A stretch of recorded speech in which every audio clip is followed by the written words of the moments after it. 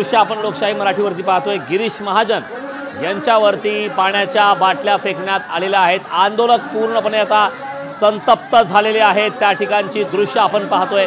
पाण्याची बाटल्या फेकतानाचे देखील दृश्य आता आपण पाहतोय।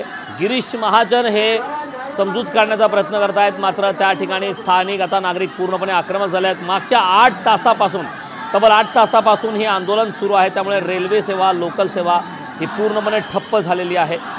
सध्या ही दृश्य आपण पाहतोय। बदलापूरमध्ये अत्यंत धक्कादायक आणि किळसवाणी अशी घटना घडली। खरं तर महिलांवरील अत्याचाराच्या घटना दिवसेंदिवस वाढत आहेत। कोलकात्याची घटना नुकतीच ताजी आहे, देशभरात त्याचे पडसाद आपण पाहतोय। त्यानंतर आता अशा प्रकारची घटना बदलापूरमध्ये देखील घडलेली आहे। चिमुकलीवर अत्याचार झालेला आहे, नागरिक आक्रमक झालेत, आरोपीला फाशीची शिक्षा द्या।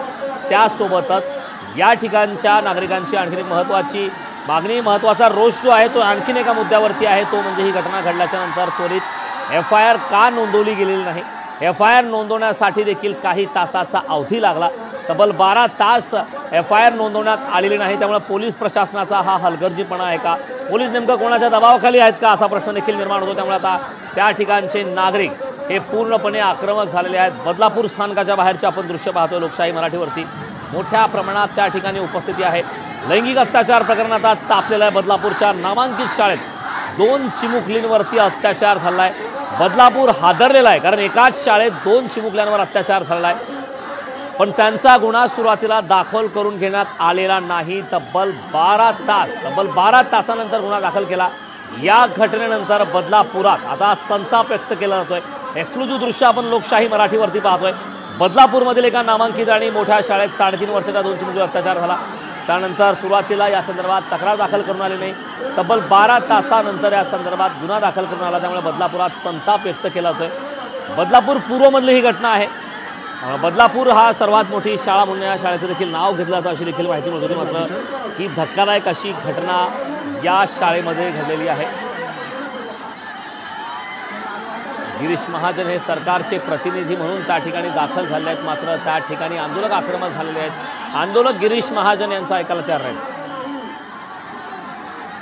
चुकीचंच आहे, म्हणून आम्ही साधारणपणे या संदर्भातला अहवाल ज्या वेळेला आम्ही आमच्या जिमबाच्या अधिकाऱ्यांकडून, कारण त्यांनी चाइल्ड हेल्पलाईनला त्यांचा संपर्क झालेला होता, गुन्हा नोंदवून घेत असताना अधिकारी त्या ठिकाणी होते, त्यामुळे त्यांच्याकडनं ज्या वेळेला प्रथमदर्शनी अहवाल आमच्याकडे प्राप्त झालेला आहे त्यावेळेला तिथं CCTV आहेत शाळेमध्ये, त्याच्यामुळे त्याचे फुटेजेस त्यांनी पोलिसांना त्वरित देणं हे अपेक्षित आहे। एक दुसरी गोष्ट, जर स्थानिक शालेय समितीने, व्यवस्थापन समितीने या संदर्भामध्ये काही कुचराई केली असेल, प्रकरण लपवण्याचा प्रयत्न केला असेल, आरोपीला वाचवण्याचा प्रयत्न केला असेल, तर त्यांच्यावर कारवाई ही निश्चितपणाने त्यांनाही जी काही शिक्षा आहे झालीच पाहिजे। मुख्याध्यापकांना निलंबित करण्यात आलेला आहे, म्हणून आम्ही खरं तर शालेय शिक्षण विभागाकडे हीच या संदर्भातली मागणी केलेली आहे की सदर प्रकरणाची सखोल चौकशी झाल्यानंतर त्याचा जो अहवाल प्राप्त होईल तिथपर्यंत त्यांनी या शाळेची मान्यता जी आहे ती त्या ठिकाणी रद्द करावी, कारण शेवटी शाळा व्यवस्थापनांना सुद्धा हा मेसेज गेला पाहिजे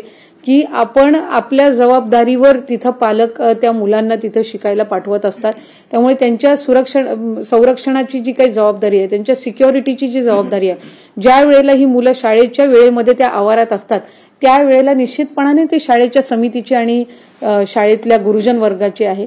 आणि अशामध्ये जर अशी दुर्घटना घडली असेल आणि त्याचबरोबर तिथे लहान मुलींना वॉशरूमला नेण्यासाठी, त्यांच्या ही लहान आहेत म्हणजे अतिशय 3-4 वर्षाची या मुली आहेत, तिथं आया असणं हे त्या ठिकाणी अपेक्षित आहे। जर तिथं आया नसतील तर शाळेने कुठंतरी कुचराई केलेली आहे, त्यांनी या संदर्भामध्ये दुर्लक्ष केलेलं आहे, त्यामुळे त्यांच्या संदर्भातली सखोल चौकशी होऊन तो अहवाल प्राप्त होऊन येईपर्यंत निश्चितपणाने त्यांना जी मान्यता देण्यात आलेली आहे ती रद्द करणं, आणि हा एक मेसेज त्या ठिकाणी गेला पाहिजे की कुठे ना कुठेतरी अशा पद्धतीच्या कुठल्याही घटना या खपवून घेतल्या जाणार नाहीत, हा मेसेज सुद्धा शालेय व्यवस्थापनाला गेला पाहिजे। एकंदरीत फाशी देण्याची मागणी आता पालक आणि स्थानिक करत आहेत, या मागणीकडे तुमच्या सरकार एकंदरीत काय भूमिका घेईल या मागणी संदर्भात, कारण याच एका मागणीवरती आंदोलन मागे घेण्याची तयारी आंदोलक दाखवत आहे। कसं या संदर्भामध्ये सरकारी वकील नेमले जातील, फास्ट ट्रॅकमध्ये ही केस चालवली जाईल। झालेली घटना ही अतिशय घृणास्पद आहे, कारण शेवटी 3 आणि 4 वर्षाच्या लेकरांवर जर अशा पद्धतीनं घटना घडत असेल तर त्या पालकांच्या मनावर याचा काय परिणाम होत असेल, त्यांच्या काय भावना असतील ह्या आपण निश्चितपणाने समजू शकतो आणि त्या भावनेतून त्यांनी ही मागणी केलेली आहे.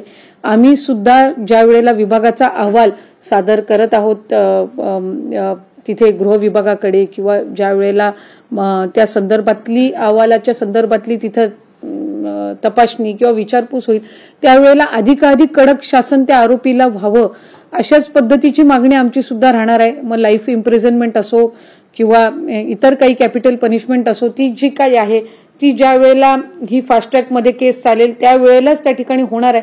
पण साधारणपणे लवकरात लवकर ह्या केसमध्ये निकाल लावून घेण्याच्या संदर्भामध्ये गृह विभाग हा नक्कीच पाठपुरावा करेल. राज्याचे मुख्यमंत्री आणि उपमुख्यमंत्र्यांनी त्या संदर्भामध्ये गंभीर दखल घेतलेली आहे. माझ्या माहितीनुसार तिथले जे पोलीस अधिकारी आहेत यांच्यासोबत सुद्धा सकाळपासून तिघही संपर्कामध्ये आहेत.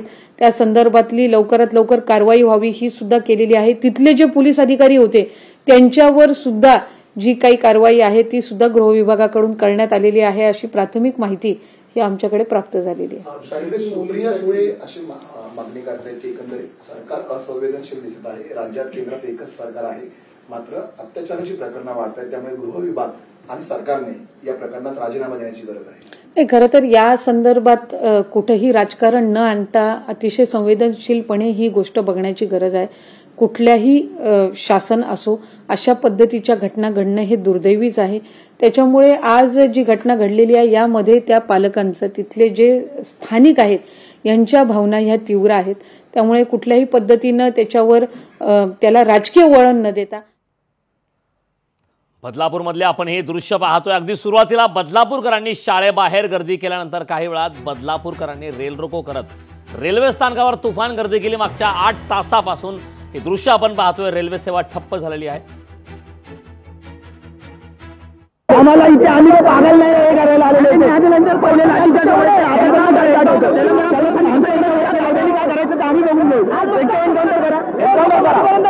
जोपर्यंत आम्हाला आमचा न्याय भेटत